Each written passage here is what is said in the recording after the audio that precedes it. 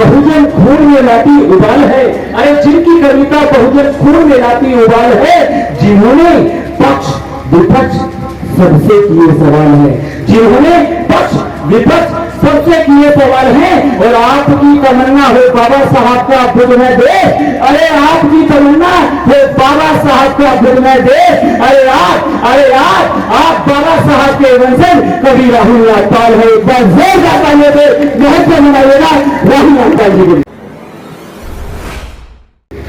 बदायूं वालों, 4 वर्ष से आप मुझे लगातार बुला रहे हैं। 4 वर्ष पहले मेरे पास समय नहीं था, 2 साल कोरोना में निकल गए, 4थे वर्ष पहुंचा हूं, तो आपकी तपस्या बड़ी लंबी है।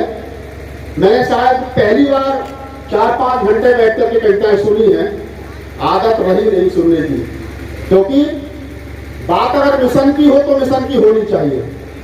समाज की चवन्नी अगर आपने इकट्ठी की है तो वो बाबा साहब के मिशन पर खर्च होनी चाहिए। और अगर मुझे जो पर जुमले सुनने तो मैं कपिल मिश्रा का शो देख लूंगा, मुझे कोई दिक्कत नहीं है, मुझे कोई परेशानी नहीं, मैं कपिल शर्मा का शो देख लूंगा। बहुत बढ़िया। मैं ना पक्ष की बात करूंगा ना विपक्ष की बात करूंगा। समय कितना मंजीत भाई? अच्छा एक बात बताओ, क्या कभी आपने सुना है किसी भांजे को किसी मामा ने गोली मार दी? सुना है बच्चे साहब? नहीं सुना ना? सुना आपने? कभी सुना है किसी साले ने जीजा को गोली मार दी? नहीं ना, क्योंकि भांजे बड़े प्यारे होते हैं। एक शेर पढ़ता हूं, आप पकड़ लोगे, मुझे पता है बधाई के लिए बड़े क्रांतिकारी है कि हम नीली निक्कर वाले हैं, हम नीली निक्कर वाले हैं। रंग से समझ लेना, मैं ज्यादा कुछ नहीं कहूंगा। हम नीली निक्कर वाले हैं, ये खाकी निक्कर वाले हैं। बढ़िया बढ़िया, वाह बहुत बढ़िया, हम वाह वाह वाह, नीली निक्कर वाले हैं बेचन साहब, ये खाकी निक्कर वाले हैं। हम बाबा साहब के बेटे हैं, बाबा साहब के साले। क्या बात है, जिंदाबाद जिंदाबाद, वाह। ये रिश्तेदारी का मामला है। बहुत बढ़िया भैया, बहुत बढ़िया। ये रिश्तेदारी का मामला है, रात भर चलेगा। और हम कहते हैं, मेरी घरवाली मुझसे कहती है इतना कठिन मत पढ़ा करो, कोई गोली मार देगा। मैं कहा पागल है, भांजा बहुत प्यारा होता है, कैसे कोई गोली मार देगा?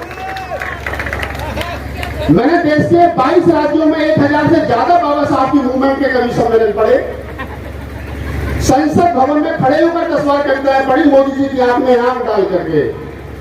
और जब पढ़ी तो आप लोगों ने देखा होगा कि मैं देश का पहला दलित कवि हूं। लोग कहते हैं कि दलित कवि सम्मेलन में पैसा नहीं मिलता। बेचैन साहब, मैं आपको बता दूं कि मैं दलित समाज का पहला दलित कवि हूं कि जिसने बाबा साहब पर कविता पढ़ करके घर भी चलाया और सरकार को इनकम टैक्स भी दिया। कहां कमी है साहब? आप ईमानदारी से बाबा साहब को पढ़ो तो सही, तब पढ़ता हूं आपके लिए। थोड़ा सा माहौल को हल्का कर दूं। ये हमारे जितने बड़े सीनियर कवि पढ़ करके लेंगे ना, बड़ा हाइट पर ले इस कवि सम्मेलन को, भाई साहब ये मार रहे पता नहीं क्या क्या हो गया, क्या जरूरत है? बिल्कुल बाबा साहब का प्यार मोहब्बत का पैगाम है। जब मैं पढ़ता, मतलब जब मैं मेरी शादी नहीं हुई थी, ये हमारी महिला शक्ति बैठी एक शेर है, उधार का पढ़ देता हूं कि कभी आपकी संख्या कम रह गई है, कि कभी खामोश बैठोगी, कभी कुछ गुनगुनाओगी, मैं उतना याद आऊंगा मुझे जितना बुलाओगी। पूरी रात ईमानदारी से सुनना। बढ़िया है, बढ़िया है। ये तरह ने भीम के कई 1000 लाया हूँ, तरह ने भीम के कई 1000 लाया हूँ, दीवानों भीम के कई उपहार लाया हूँ। और मुझे ध्यान से सुनना तुम बदायूं वालों, तुम्हारे शहर में मैं पहली बार आया हूँ, तुम्हारे शहर में मैं पहली बार आया हूँ। बहुत सारी बातें हो सकती है। मैं बात कर रहा था आपसे, मेरी पत्नी ने मुझसे पूछा क्या मुझसे ज्यादा मोहब्बत करते हो या बाबा साहब से ज्यादा मोहब्बत करते हो? तो मैंने कहा, कभी मस्ती में शेर कहा देश के नौजवानों को बड़ा पसंद आया कि यूं तो तेरे इश्क पर जान भी कुर्बान है। मन से ध्यान चाहूंगा कि यूं तो तेरे इश्क पर जान भी कुर्बान है, मगर भीम तेरे मिशन पर उसका इश्क भी कुर्बान है, उसका इश्क भी कुर्बान है। ना झूठे रिश्ते रखते हैं, ना झूठे रिश्ते रखते हैं, ना झूठी शान रखते हैं, दीवाने भीम के हैं हम अलग पहचान रखते हैं।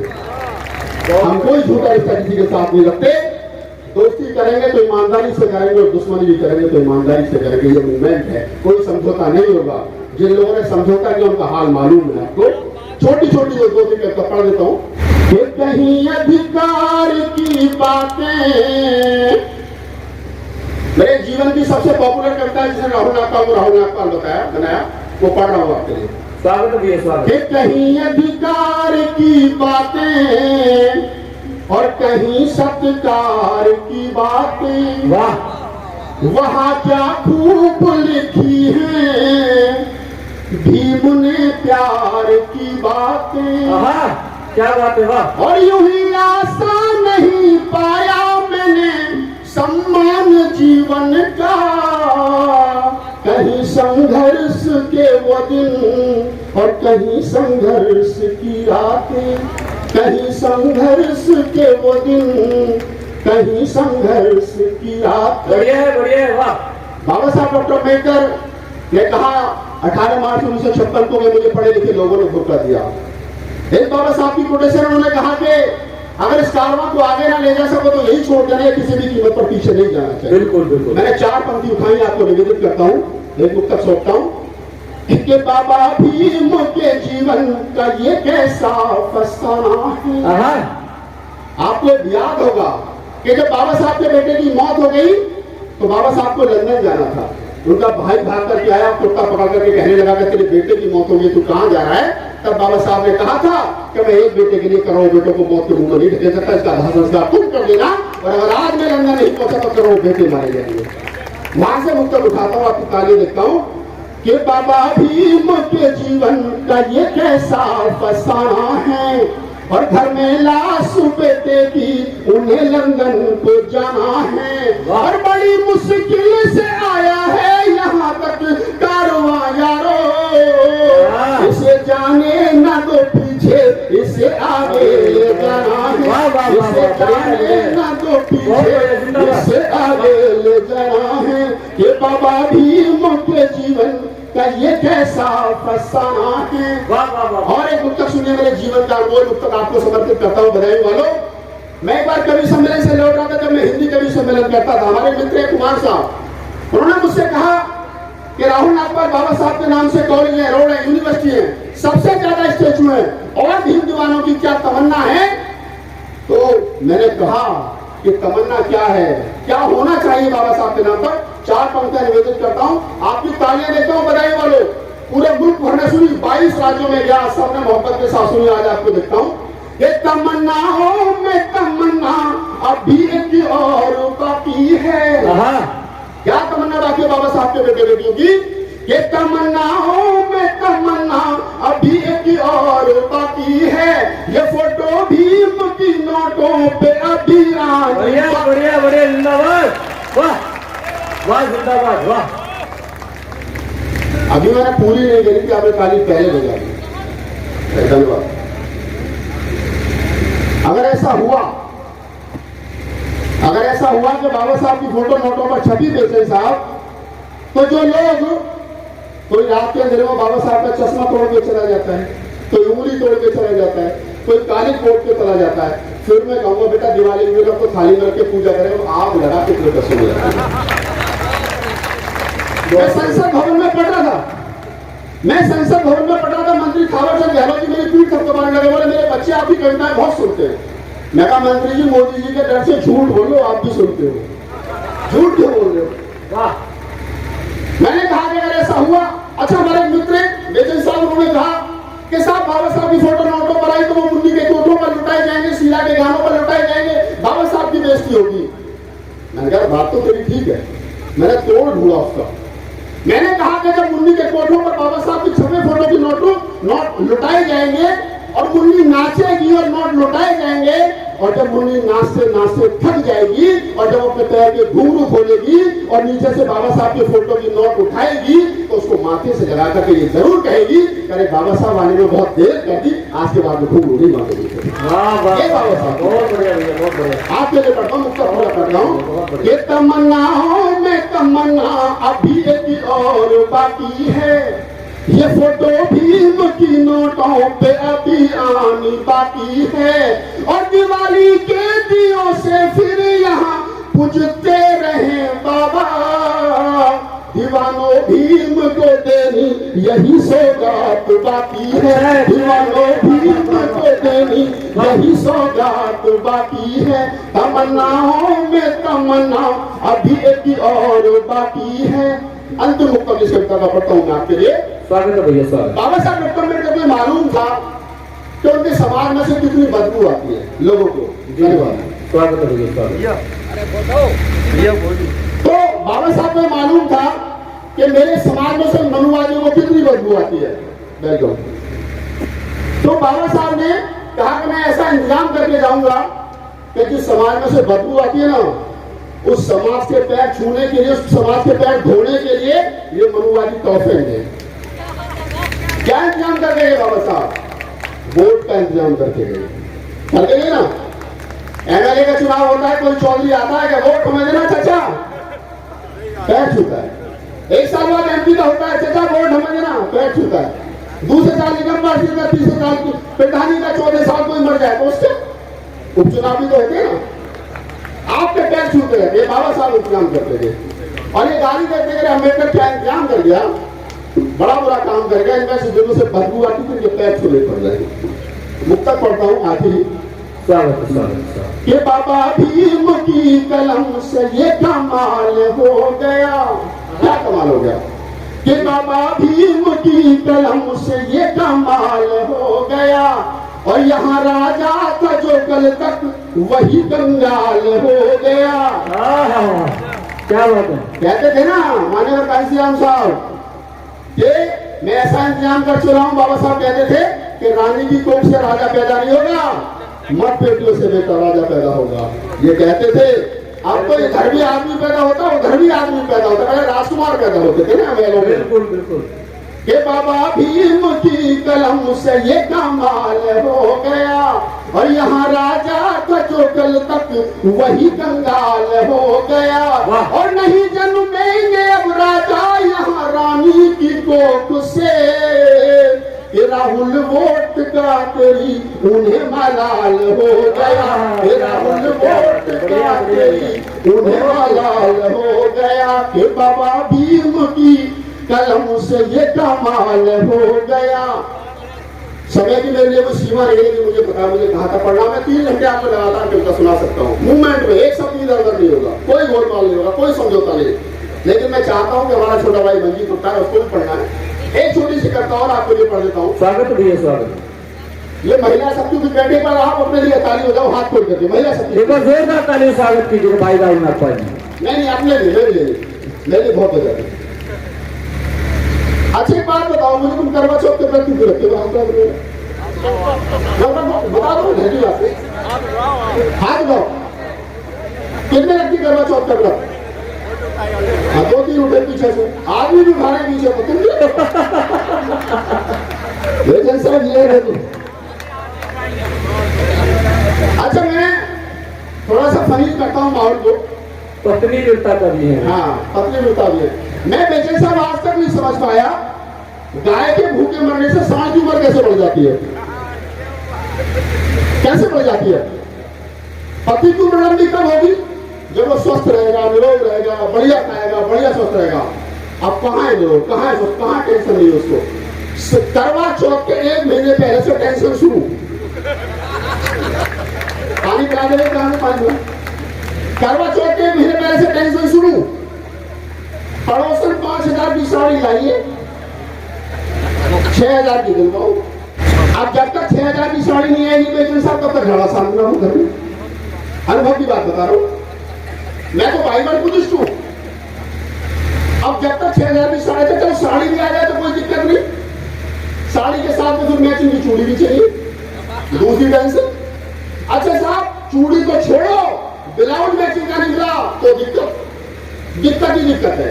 अब करवा चौथ में से मैंने हास्य ढूंढने की कोशिश करी और अंधविश्वास में अगर मैंने सही कुठाराघात कर दिया हो तो मुझे बताने की कोशिश करें। मंच का ध्यान चाहते बड़े साहित्यकार बैठे कि पत्नी बोली करवा चौथ पर एक साड़ी दिलवाओ।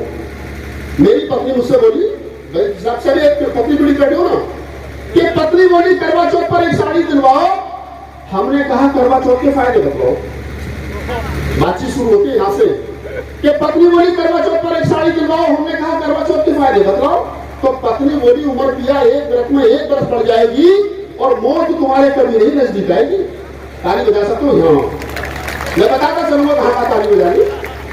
कि पत्नी बोली करवा चौथ पर एक साड़ी दिलवाओ। हमने कहा करवा चौथ के फायदे बतलाओ।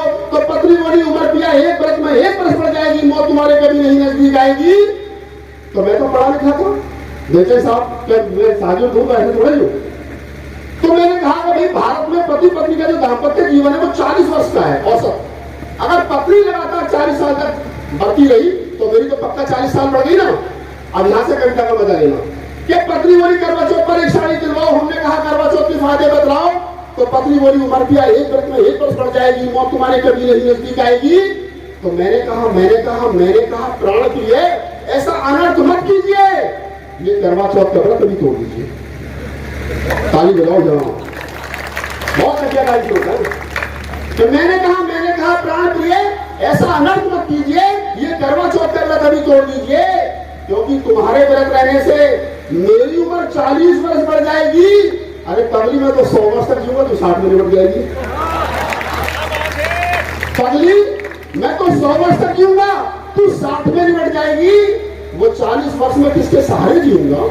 सवाल खड़ा होता है यहाँ। वो 40 वर्ष में किसके सहारे जीऊंगा? किसके हाथ की चाय और कॉफी पीऊंगा? वो 40 वर्ष में किसके सहारे जीऊंगा? किसके हाथ की चाय और कॉफी पीऊंगा? और चाय की चाहत जब मुझे भाभी के घर तक ले जाएगी तो भाभी से मुझे लड़वा कहकर के खिलाएगी।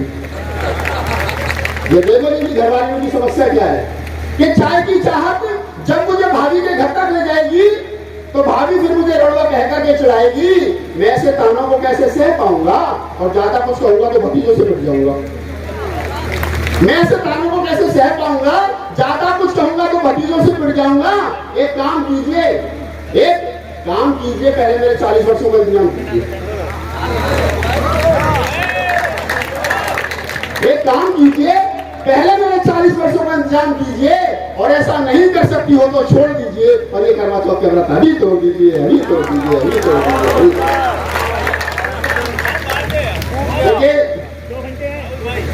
ये कविता मैंने सिर्फ इसलिए बताई कि ताकि आपको मैं महिलाओं को अंधविश्वास से थोड़ा सा बाहर निकाल सकूं और बाबा साहब की मूवमेंट को आप लोग समझ सकें। एक छोटी सी रचना मैं आपको सुनाई था, उसके बाद मैं स्थान लूंगा। Thank you sir, thank you. आपको अच्छी तो आए, आपको पसंद आनी चाहिए, पेमेंट तो मुझे नीचे रहेगी ना। बिल्कुल बिल्कुल सही बात है, पसंद आई। वाह वाह वाह। अभी मैं जब बसपा ने बहन जी ने मुझे उत्तर प्रदेश चुनाव का मीडिया प्रभारी बनाया तो बड़ी हमसे लोगों ने कहा कि हम चुनाव हार गए तो हमारी बड़ी फिक्री हुई साहब। लोगों ने कहा साहब तुम्हारी तो 210 आ रही थी, तुम्हारी तो 1 रहेगी। मैंने कहा मूर्खों, हमने कहा था नंबर 1 पर रहेंगे, नंबर 1 पर है, बताओ। बोले कि 205 का रहेगी, मैं टेंट वाले का रहेगी होंगी, जाके ढूंढो। सरकार का क्या आपके दफ्तर बन जाएगी। हमने कानून ईमानदारी से लिया। यहां से मुझे धमकियां मिली उत्तर प्रदेश से जब मैं काम कर रहा था। एक बार मैं टीवी डिबेट पर था आज तक के, तो लोगों ने धमकियां दी, मैंने कुछ बोल दिया वहां पर व्हाट्सएप को लेकर के। तो मैं आज इस मोहल्ले में हूँ, बदायूं में हूँ, और खासतौर से कहा जाता है कि ये गढ़ है। तो मैं शेर के बाद में एक पुस्तक पढ़ता हूँ, क्या तेरे कूचे में हूँ, यूपी में हूँ और योगी बाबा का राज है। क्या तेरे कूचे में हूँ फिर भी बेमिसाल हूँ, पहचान ले मुझको, मैं राहुल नागपाल हूँ। कि तुम्हारी चौखटों पे सर, बात पसंद आ जाए तो तालियों का महोत्सव कर देना, और इनको बता देना, ये जितने हमारे विपक्षी लोग हैं ना, इनको बताना कि हम काशीराम और बाबा साहब के वंशज हैं। इतनी जल्दी हार नहीं मानेंगे। तुम सोचोगे तुमने सरकार बनाई तो तुम्हारे आगे नाक रगड़ेंगे, हमारा जूता नहीं जाता तुम्हारे नाक की दुआ छोड़ दीजिए। तो आप उनके बढ़ता हूँ और आपकी तालियों का अवसर करना अगर आपको पसंद आए कि तुम्हारी चौखटों पे सर अब रखते नहीं हैं हम। क्या बात है, वाह। कि तुम्हारी चौखटों पे सर अब रखते नहीं हैं हम। और मुझे मालूम है साहेब तुम्हें इस बात का है गम। और तुम्हारी तोप और बंदूक हमको क्या डराएंगी। तुम्हारे बाप के भी बाप से डरते बहुत बढ़िया, जिंदाबाद, वाह। नहीं है हम। वाह। तुम्हारे बाप के भी बाप से डरते नहीं हैं हम। बहुत सारी बातें। अब कभी सम्मेलन पूरा हुआ, चचा ने मुझे माला पहना दी। बहुत सारी बातें हैं, मूवमेंटली बात होनी चाहिए। मैं कहता हूँ एक कविता सुना के आपका स्थान लूंगा। जी जी, स्वागत। बड़ी फेमस कविता है और आप लोगों ने सुनी होगी यूट्यूब पर, टीवी पर, तो वो सुना देता हूँ। पूरा मिशन की कविता है, आप उसको सुनने की कोशिश करें। मैं आपको एक कविता सुनाता हूँ। जब माता रमाबाई और थक चुकी थी पूरे तरीके से, 4 बच्चों की मौत हो गई और उसके बाद में माता रमाबाई टूट गई, पूरे तरीके से बीमार रहने लगी।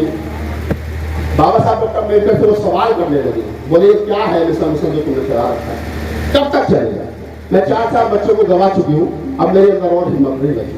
तो मेरी कल्पना है कि जो माता रमाबाई ने बात कही होगी और बाबा साहब ने क्या जवाब दिया, वो मैंने लिखने की कोशिश की है, वो आपके साथ साझा करने की कोशिश कर रहा हूँ मैं।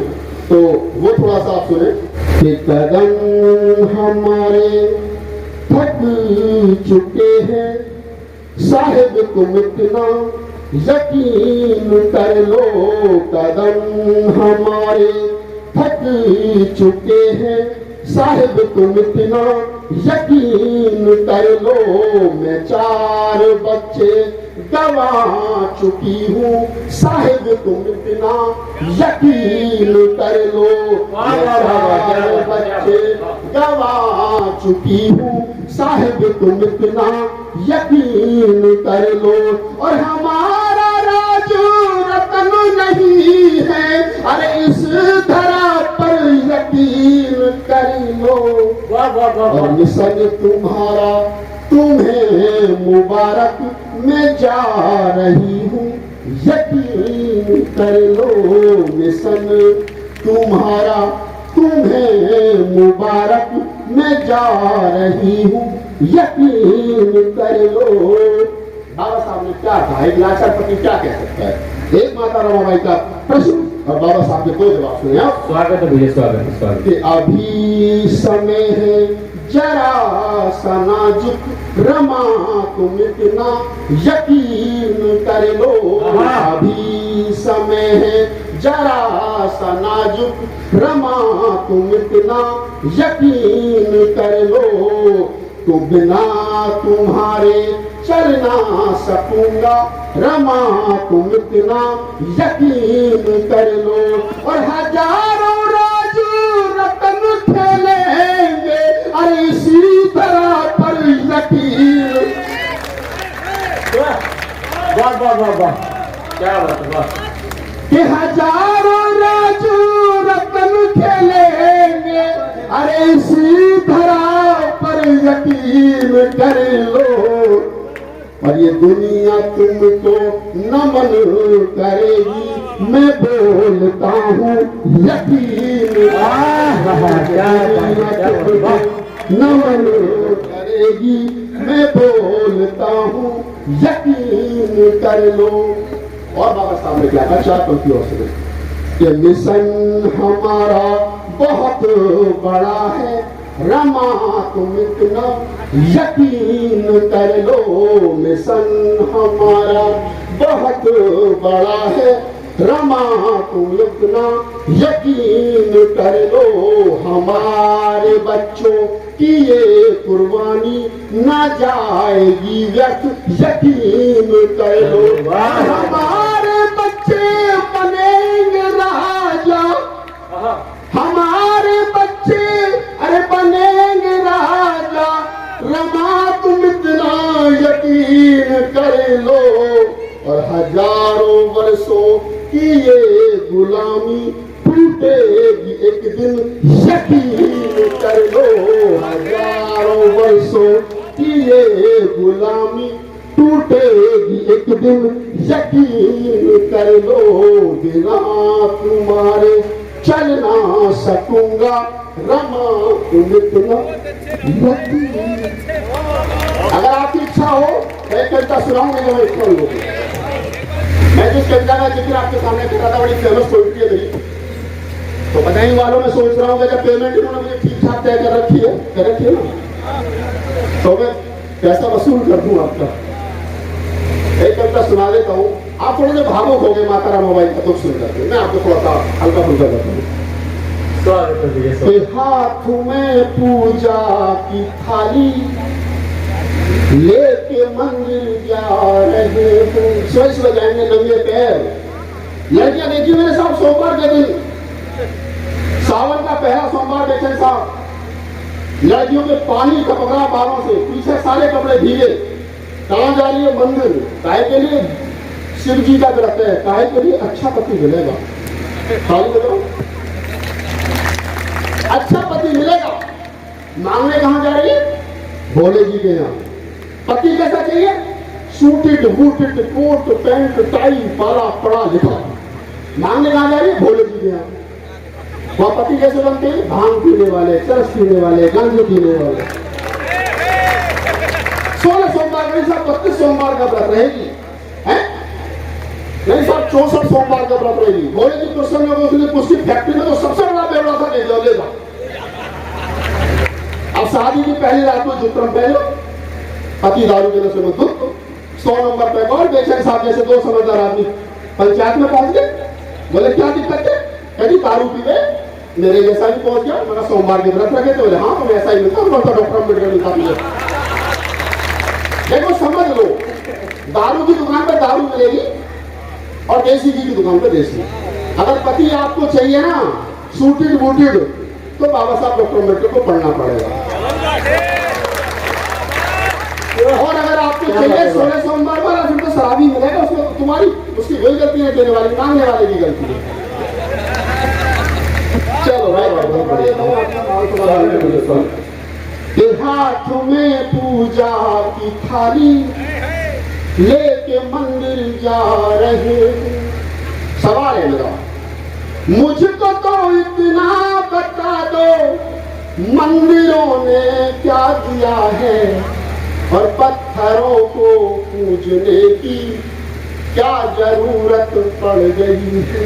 मुझको तो इतना बता दो, इन पत्थरों ने क्या दिया है। हाथ में पूजा की थाली लेके मंदिर जा रहे हो, कि हाथ में बांधे कलावा। देखो ना, लाल धागा बांधते हाथ में। एक बदो वाली राजा दान वाली, अब तुम बदामी माछल माछल माछल है। पत्थरों की अंगूठी पहनी, ये सारे फलाना पत्थर है, इससे किस्मत बदल जाएगी। मैं बोला पहाड़ की किस्मत तो बदली नहीं, आता वहां तो गेहूं बुझेगी। इसके पहले से हमारी किस्मत बदल जाएगी, लेकिन हमारी किस्मत नहीं बदलेगी। उसकी दुकान चल रही है जो तुम्हें बता रहा है। बहुत बढ़िया, बहुत बढ़िया। बजा लो, बोलो कि ताली बजा लो, आपको मन कर रहा है। जब ब्राह्मण हमारे हाथ में बेचन साहब धागा बांधता है तो एक सूत्र पड़ता है। कौन सा पड़ता है? एक बद्दू बली राजा दान मिलने वाली हम तुम बदामी माछल माछल माछल। जिस प्रकार मैंने राजा बली को ये धागा बांध करके गुलाम बनाया था, ठीक उसी प्रकार से आप मेरे गुलाम को हिलो मत हिलो मत हिलो मत। बांधो, हम गुलाम में 10 रुपये लो, 10 50 लो, 100 लो, 500 लो, बांधो गुलाम। भैया राहुल नाथ पाल गुलाम नहीं, तो घर में लिख रखा है दरवाजे पे, दो ब्राह्मण नोट अलाउ। हमारा भाई क्या करेगा? बाबा साहब कहेंगे कि कोई कर्मकांड ब्राह्मणों के हाथों से नहीं करवाएंगे। तो भैया हम तो बाबा साहब की मानेंगे, हम तो नहीं मानते 8वीं पास पुजारी की। तब पढ़ता हूँ कविता का भी 20वीं मानन लेते हो, कि हाथ में बांधे गलावा और माथे पर तिलक है, ये गुलामों की गुलामी की कहानी सी झलक है। ये तुम्हारे बुजुर्गों के खून से रंग करके धागे, ये विदेशी और लुटेरे आरियों ने तुमको बांधे, हाथ में पूजा की थाली, अरे लेके मंदिर जा रहे हो, मुझको तो इतना बता दो, इन मंदिरों ने क्या दिया है और पत्थरों से मांगने की क्या जरूरत पड़ गई है। मुझको तो इतना बता दो, इन पत्थरों ने क्या दिया है, हाथ में पूजा की थाली। कि मंदिरों में जा रहे हो, पिट रहे हो जान कर तुम। अखबार में खबर छपती है दलितों की मंदिर में घुसने पर पिटाई। मैंने कहा कम पिटे, ज्यादा पिटने चाहिए थे, कम पिटे ज्यादा पिटने चाहिए थे। एक बार वो शंकराचार्य ने कह दिया कि मंदिरों में दलितों का प्रवेश नहीं होना चाहिए।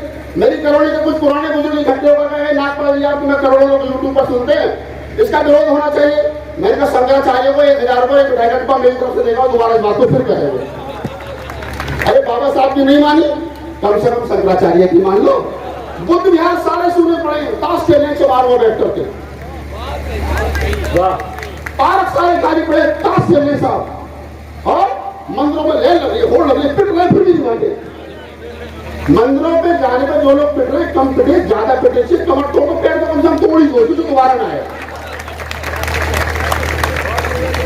कविता सुनो, मैं ऐसे सुना रहा हूँ, 4 घंटे सुना दो, कोई दिक्कत नहीं। कि मंदिरों में जा रहे हो, पिट रहे हो जान के क्यों, वो तुम्हें अब पीटते हैं जातियां पहचान कर यूं। मेरा मन ये कह रहा है, मेरा मन ये कह रहा है, उनको ये पैगाम दे दूं और पीटने वालों को जाकर मैं कोई इनाम दे दूं। हाथ में पूजा की थाली, मुझे पता ना मेरे नाम का संबंध जारी हो जाएगा।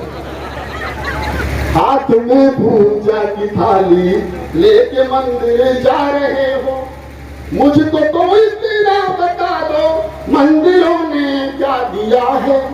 और एक गुप्तक सुने सीधा कि जाना था स्कूल तुमको, बाबा साहब डॉक्टर अम्बेडकर की कोटेशन है कि सुबह को 2 घर की बस्ती है, एक स्कूल की और एक मंदिर की, तय आपने करना है। स्कूल जाओगे तो पढ़ लिख करके अफसर बनोगे, और मंदिर जाओगे तो पूरी जिंदगी भिखारी बनोगे, तय आपको करना है। बाबा साहब लेकिन हम लोग स्कूल नहीं जा रहे, हम लोग मंदिर जा रहे हैं। मैं कहता हूं कि जाना था स्कूल तुमको, अरे तुम तो मंदिर जा रहे हो, लानी थी डिग्री या तुमको, तुम तो कावड़ ला रहे हो। लानी थी डिग्री या तुमको, तुम तो कावड़ ला रहे हो। भीम की सुनते नहीं हो, बुद्ध को पढ़ते नहीं हो, मुल्क के शासक बनोगे, दीवार पर लिखते नहीं हो। हाथ में पूजा की थाली लेके मंदिर जा रहे। अंतिम पंक्ति सुना इस कविता की, ये आना सार्थक हो जाएगा।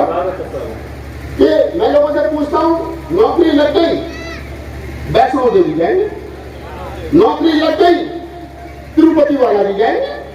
अच्छा एक बात बताओ मुझे, तो अगर आपने पंजाब नेशनल बैंक से लोन लिया है तो किसका भरोगे, पंजाब नेशनल बैंक में या यूनियन बैंक में? पंजाब में भरोगे ना। अब हम गलती कहां कर रहे हैं, मैं बता रहा हूं आपको। हमने लोन तो लिया डॉक्टर अम्बेडकर से, आरक्षण बाबा साहब देंगे, नौकरी बाबा साहब देंगे, बढ़िया शादी बाबा साहब करवाएंगे, मकान बाबा साहब करवाएंगे, सब कुछ बाबा साहब देंगे। लौटाने का नंबर आया तिरुपति वालों से, लौटाने का नंबर आया चलो वैष्णो देवी, लौटाने का नंबर आया चलो गणपति बप्पा बोलिए।